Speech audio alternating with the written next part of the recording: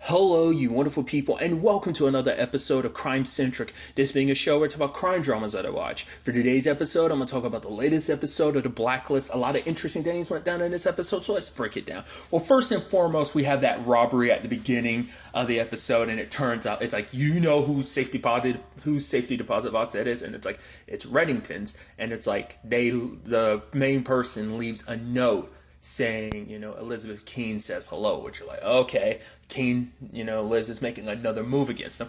And it's like, the moment your wife calls, you can leave because they'll let you know everything's okay. And I love his wife calls and she's like, honey, are you? He immediately hangs up with her and immediately calls Reddington, which is like, I guess that shows you what type of, I guess that shows you what Reddington means to most people. It's like, oh, you are more important than my significant other, which is like, yeah, her safety's, it's paramount, but it comes second to informing Reddington about what went down. Like, it's just like that moment of just him hanging up and like, honey? It's like, oh, that's actually kind of messed up. I mean, to be fair, it makes sense because it's like, if you don't hop on that quick, you're like, ready. Once again, it's the whole fear thing of like, Reddington is going to kill me because I feel like I might have screwed up. And also, if I didn't inform him immediately, he's probably going to be like, why didn't you inform me immediately? It's like, wait, you were concerned about your wife's safety? Yeah, that's honky and dory, but like, I'm more important than your wife. I'm not saying Reddington would think this, but at best it's probably like, I'm more your wife than your wife is. Your wife is a mistress compared to me. When it concerns me, you call me first. I don't know. Like I said, that's just me reading too much into it, but I just thought that was such an interesting scene. But obviously now Reddington's like, well, she had to have found out about this box because of someone else. So it's like, Liz making her big moves. Obviously, she ended up stealing a flash drive, and he ends up telling Cooper and the team about it. But it's like, what's on the flash drive? That's my business and not yours. But it's all about, because apparently the people she hired, or what's it, the Fribourg confidants, when he was just like, the free burgers or free Bernians. He's like, I don't know, whatever they want to be called. But essentially, the reason why they don't get caught is because they go after, basically, they steal from places that associate with criminals. So it's not necessarily some Robin Hood of like stealing from the rich, giving to the poor, but it's like stealing from criminals so they can't really, and no one can really say anything, because the moment they do it, it'd be acknowledging that like, oh, we were doing business with this criminal. This criminal was actually the one that got robbed. So it kind of benefits them, and they never get any, law enforcement or their back about the whole thing. But Cooper doing the rundown, which is so crazy because, like, obviously, like, Liz has been the one that usually does the blacklisters, like, so for it to be Cooper now.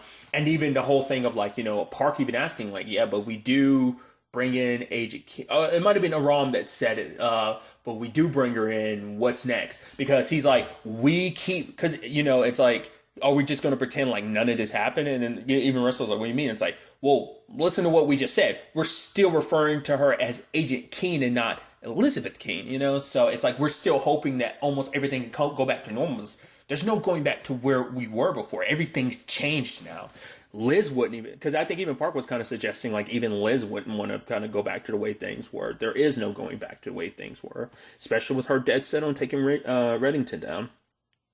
So there's this whole situation with, Reddington getting someone to analyze the note because they ended up confronting the guy who had told Reddington, Carl, who was like, I did not slip up on any front. Like, if there was any issues, it was most likely on some other front. Obviously, this front kind of being a little bit on Reddington, that being, Liz being the one that kind of, ended up, hitting him in his particular job. But he ends up having someone analyze the writing, and it's connected to a thief he knows, which the thief's name is Abe, who's played by the actor. I was struck, and I was like, what do I know this actor from?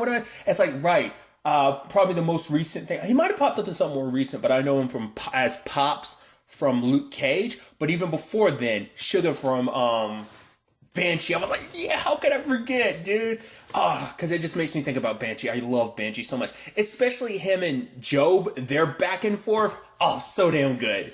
But I was like, right. I was like, oh, that's so dope. But it's interesting that, this thief, it turns out the person responsible, it's because obviously it's like, oh, this note has your signature. But in Reddington talks about this time he was in a prison, and it's like, one of the people he was like near in that prison was someone who had very identical writing to their parents. So basically saying that it's not really a genetic thing, but on some level, there's some times where a kid will adopt their parents' writing. It's just some phenomenon that just kind of happens. Like sometimes they'll mirror both, or maybe at the very least one of their parents' writing styles, which I think is kind of interesting. I thought it was kind of fascinating. So it's like, at least, well, because it seems like that might have been like the BS that, because Abe was kind of feeding the BS. Like, obviously, throughout the episode, we kind of eventually learned that he was lying and covering for her. But I do love the whole situation of them, like, Harold and Reddington having that back and forth about, like, sharing information. And that basically how that ends up breaking down multiple times throughout the episode. It's actually kind of interesting because part of me thinks, like, the thing that connected them is Liz, so that teamwork is never going to be 100% copacetic, because Reddington's always been like I keep a lot of stuff to myself. It's not like this is the first time, but it's so interesting that like this would happen on a case where Liz isn't around, because she acted as kind of that buffer, that balance to this scale that is the task force and Reddington. I just think that's kind of fascinating. I think that's maybe kind of the point. It's, just how off-kilter everything is, which makes the situation even more off-kilter that the person you're going up against is Liz. So it just complicates the thing, considering she knows both sides so well. She knows the FBI so well. She knows Reddington so well. It puts her in a very advantageous situation, having both that, criminal FBI profiler standpoint and training, along with understanding the mind of a criminal, basically being trained by one of the most notorious criminals in history, So what was also interesting is that while this is all happening, while like Reddington's trying to get back his property, there's the first blacklister apparently they went after. I don't remember. I mean, to be fair, we're talking about like potentially the first episode of the show, which was, let's not forget, the show started in 2013. So it was like, that's over, that's a little over 8 years ago, So it's like, of course I'm not going to remember, but apparently like, oh, this is the freelancer. So he's getting a lawyer, or at least a lawyer approached him. I guess that should have been the sign of like, he didn't hire the lawyer. The lawyer came to him about, oh, like you're being basically screwed over because basically, he didn't get the full due process that he was owed, because he's supposed to be able to confront the person that accused him, but it's like, obviously he's a blacklister, so that information came from Reddington, which obviously Liz used and wrote down, I got this information from a confidential informant. So now it's a situation where this case is about not just about finding Liz just for the sake of finding Liz, it's also to bring her in so that she can testify, and kind of, because if they don't, the freelancer is going to walk free. Even have Park commenting on this being like a double-edged sword situation, because it's like, well, if they don't do anything, the freelancer gets to walk free, but if they do bring in Liz, she can keep him in jail, sure, but she herself is going to get arrested, So it's a double-edged sword, which Wrestler is like, all of our options suck, but this is the best of our bad options, I even love what Aram does trying to get, it's like, all right, I can't get a, signal interference. They never answer that in the episode, but I'm curious, is it because they were being, I wonder, were they being bugged themselves, and was that causing the interference? Because I feel like if there was some other, maybe it's just, there was just other stuff just naturally happening that was blocking it. Because part of me was wondering, like, are they actually being like double bugged? But I think if they were being double bugged, like he was picking up on, like, trying to listen in on them while they're already being listened in on, I feel like I think there's usually feedback with that. So like I said, I think it was just like the natural situation of like, he couldn't get, but I love him just getting close. Like, oh, do you know, I'm trying to figure out whether I'm supposed to meet her this time or did I miss her? It's like, why don't you just text her? Just text her. Right, of course, because it turns out like it isn't just Abe's daughter, Jennifer, that's behind this. It's also the nurse that works for him too, which Reddington picked that up on later on when they showed the picture, because they didn't tell Reddington about the viable information that they had at the time, and he eventually kind of does the same when they eventually end up capturing everybody. Because and it's actually interesting that Liz isn't in this episode at all, which isn't the first time we've had an episode without Liz. Let's not forget about that chunk of time when she was dead. So, well, quote unquote dead. But, so it's not like this is the first time, like, Megan Boon's never been in a show. It's happened. It's interesting when you actually think about that, when you, like, that on some occasions, like, main characters will be some of the characters, like, because I think there's probably some shows you could be like, I can't believe there's actually some shows that will probably have, like, main characters, like I'm going into a whole tangent. It's like Angel. I think in the TV show Angel, David Boreanaz is the only character that's been in every single episode of that show when you actually think about it. Just because the cast has shifted over the course of the years and stuff like that. Certain characters popped up in the show a little bit later than others. Like Wesley didn't pop up until like late season 1. Like quite a bit into season 1. So it's that type of situation. And it's, so I think probably currently at this point in time, I think Reddington, I think James Spader might be the only person who's been in every episode. Even that I could be mistaken on that part. Regardless, tangents and all that aside, I do apologize for going on a huge tangent, but it made me think about that. The fact that she wasn't in his episode. But like I said, there was a period of time, there's been a couple episodes she wasn't in, so. But right, the whole point I was bringing up was the fact is Liz actually isn't in the episode because Essie is her middle person, just because kind of the middle management in this situation, well, her and Skip, just because it's like, well, I'm sure if Liz was in it, like, it'd be a lot more easier to catch her if that was the case. Plus, she's probably like, wherever she is, she's probably making sure that she's never too far from Agnes. I'm sure that probably plays a role in it, which I'm sure, ironically, this is probably going to be the most quality time her and Agnes have been able to spend together. Yeah, she's going to be doing some shady stuff, but it's like, at least she's going to be around. Like, she won't have to, work won't be as interfering as much as it has in the past. At least I don't think, it's actually kind of, like I said, the irony behind the situation. But you have Reddington confronting Abe at the same time that the FBI ended up confronting Jennifer and her team, kind of like turning them against each other to a certain extent to kind of unveil some information. But it's like, for Reddington, it's like, you lied to me about your daughter. You made it seem like you had nothing to do with your daughter, because for him, he said he kind of exited his daughter's life because he didn't want her to be the criminal like he was. But it's like, that's not true, because your nurse is actually a part of this crew. So that's why I brought up earlier where I'm like, the signature, that maybe she still subconsciously knows how to do his signature, like with writing style and stuff, without him teaching it. But he's actually the one that kind of gave her focus, very much, and almost in like a very Dexter frame of mind, in a sense of like, how his dad ended up kind of making him, try to channel what was inside of him, because he initially tried to stay away from his daughter no matter how much he hurts. He's like, you know how hard that was? You wouldn't know how hard that was. And Reddington's like, let's say for the sake of this conversation that I do, which he does, he was told, for one, he was told to stay the hell away from Liz, but he broke that cardinal rule by going and interfering directly in Liz's life coming.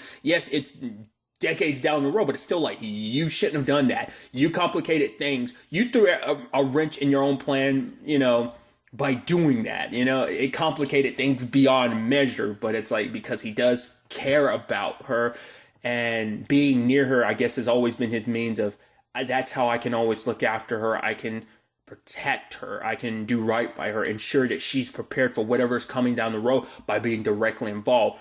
From the shadows, there's only so much I can do, but technically out, quote unquote, out in the light, which obviously he still operates in the shadows, but being a little bit more exposed in the light presents an opportunity to, with Liz, that I don't think he would have been able to if he was just fully in the shadow. But regardless, so Reddington could obviously understand it, but, for Abe, it's like he had saw his daughter kind of crack like a specific save, and he basically showcased her a way to kind of channel that criminal side of, because initially he didn't want to be in her life, but he just wanted, to see her, to see what was happening, and he saw that side of her, and so basically he helped her hone that, and, she has some resentments, I think, towards her dad, but Jennifer, it's like, at the end of the day, it's like, my dad has nothing to do with this. As long as you leave him out of here, I'll tell you what's what.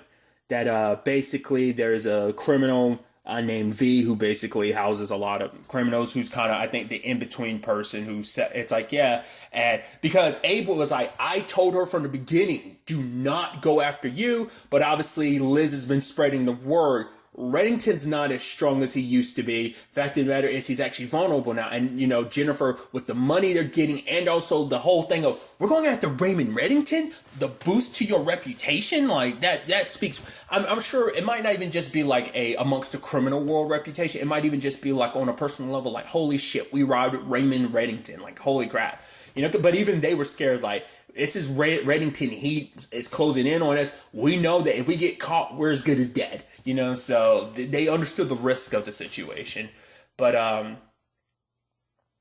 so once again, situation of neither one of them telling each other what they knew. So Cooper shows up, with, and, Reddington, they both get there in time. Well, get there, but Reddington got there first, but Liz was already gone. And I love that Cooper's super pissed because he's like, you should have told us what was up. You didn't share any information. I love Reddington was talking to Aram. He's like, so this is what Cooper calls, this isn't really Habsy. And I love Aram being like, oh, I love Habsy, especially, when it comes to dinner and stuff like that. But I love Reddington's response where he was basically like, okay, we're both kind of at fault here. But to be fair, your job is about playing fair. Mine isn't. So you're actually kind of more responsible. But he's like, why kind of get, why get too nitty gritty about it? But it's like, kind of more on you. You're supposed to be the moral, do the right thing and be fair. I'm not obligated to do that because I'm the criminal. You're the FBI, but hey, let's bygones be bygones. So I thought that was interesting. Kind of, like I said, circling this in with like the other plot. Obviously, they're keeping Cynthia in the dark about everything too. It's like, where's Liz? Where's Liz? The judge being like, okay, because what gets brought up in court is, hey, they have a lot of people they locked up. In particular, Liz does with a confidential informant. So now they're presenting doubt by being like, are these multiple confidential informants, or are they kind of insinuating maybe Liz came up with the information? It's like, no, obviously can't tell too much. So they're kind of forced into a corner when they're supposed to bring in Liz, but she can't. So Cynthia comes up there. The lawyer comes up there. So does Cooper. And it's like, all right, we're going to tell you what's what. And here's everything about what's going on, which obviously this isn't the first judge that's learned about everything that's going on. Once again, I feel like because so many people didn't know what they were up to, the task force, but it's like ever since season 6, they just basically been getting shit on about like, how dare you work with Raymond Reddington? Really? The world's most renowned criminal and terrible human being? How can you do that? This isn't the first time. Once again, not even this season, because that Marshall a couple episodes was not chewing, but judging the hell out of Harold. It's like, it's always the necessary evil, but that's how Harold has always justified it. But for everyone else, it's like, there's no necessary evil to it. It's like, because of this, the freelancer ends up getting released because it brings into question, it's like your informant being Reddington and everything, and then being judged by which I even love Cynthia being like, we're not here for your morals on this situation. Like, oh, you looking down on us. It is what it is. And we get results done, basically. It's kind of, that's always been kind of the defense of the situation. But I love, and it's also like, who the hell are you to judge us, even though you're a judge? But also, it's like, literally 3 sitting presidents have signed off on this. So keep your damn morals to yourself, because we are in our legal rights, because it's not like the government knows what's what, at least top people within the government, but it's like, you're still going to get judged by it. So, but even I thought that was kind of interesting. This whole situation, I was like, was this about exposing Reddington again? Which even later on, Reddington's like, don't you realize what's going on here? He's like, the timing isn't, an accident. He's like, and she's like, whoever was like, what? He's like, Reddington figured that this all happening at once is most likely Liz's play, which for him, it's like her releasing a freelancer. It's scary in its own right. You're releasing this terrible human. You know what he's done. But to be fair, it's like, hey, I think that's going to be the interesting thing in the long run. It might be, Liz is doing some necessary evils of her own. It's like, oh, we need you to do something for us. And I was like, part of the moment that was brought up, I was like, are you gonna hire him to kill Reddington? Or are you gonna try to create the perfect situation? Because obviously she's already messing with Reddington's business by, because even the dude that was examining the handwriting, he was like, yeah, Liz approached me. She was like, you're sick. She's the heir apparent, and I should join in with her. So that's interesting. Harold also has a flash drive, and it's like there's a file, and I think the file in particular he opened was in Russian. So I'm wondering if this have anything to do with like what Reddington's real identity is supposed to be. Everything, Katerina was, saying about him. Liz is, I think more so than anything, she's probably trying to expose Reddington for who he is. Because if I can't kill you, I can kind of get you exposed, and basically other people will want you dead for what you know. Potentially that's what she's doing. Granted, we don't know what the freelancer, whether it is a hit job or it's something else entirely, but it does present that situation of, what he's capable of, you help take him down, but it's like using the Reddington putting her on a blacklist and her potentially using the blacklist against him. That's definitely going to be interesting to see how that ultimately plays out. Like, will Liz be able to kind of be okay with herself at the end of the day? Because even that, once again, that's a big question between them. It's like, are they going to be able to see Liz at the end of this? Is she actually gone? He's like, I know she's gone, but like, Aram's like, is she actually gone? Because it's like, but Cooper was like, I think we're going to see Liz again, especially because she left that drive, and even made a point to say Agent Keen, because he thinks like no matter what, she's still on our side. Granted, she's crossing the line a little bit, but it's that necessary evil thing, and obviously it's stressing Reddington out about everything. It's like, what's she going to do with that flash drive? He's like, I don't know, but whatever it is, it's not going to be good. So, we still don't know the ins and outs of it, but it's something pertinent enough that Reddington's not obviously too happy. But at the end, he's having that, I was wondering, I was like, what's up with that whole situation? Because it's like, he's meeting that woman, Anne, who's bird watching, and, and I thought what was interesting though is he was like, do I know you? And she's like, no. Or should I know you? He was like, no, just you, don't you? It's like, I thought you were someone that I knew or something. And she's like, well, I'm Anne. And he's like, Reddington. And I was like, no, Raymond. And I was like, holy shit. You didn't give an alias. You gave her your real name. I mean, granted, but still, I'm like, you're trying to be on a first name basis with her. And I'm like, is it just because at first he was, checking her out earlier in the episode because she's doing the bird watching. And for him, it's not just about bird watching, but basically it's kind of, connecting. It's kind of what, Reddington kind of pulls from him. So them kind of enjoying that. But he was watching her earlier in the episode. I was like, is that just kind of like maybe there's going to be a deeper reason to that? Because part of me was like, you don't think she's connected to Essie in any shape or form? Like, is that him like alone kind of setting something up? Or is that just kind of like he needed some tranquility? It might be something from the past. Because it might have, in actuality, it might have something to do with who Reddington really is. Like who he was before the plastic surgery and everything. He might have known her in a different life. And it's like, yeah.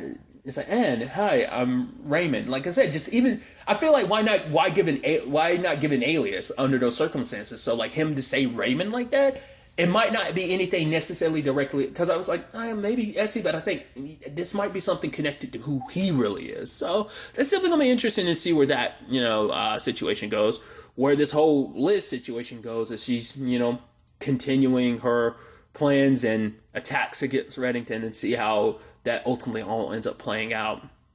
But really, that's all I'm going to talk about. Till the next time we meet, be happy, be safe, live life to the fullest, and enjoy it. Good day, and goodbye.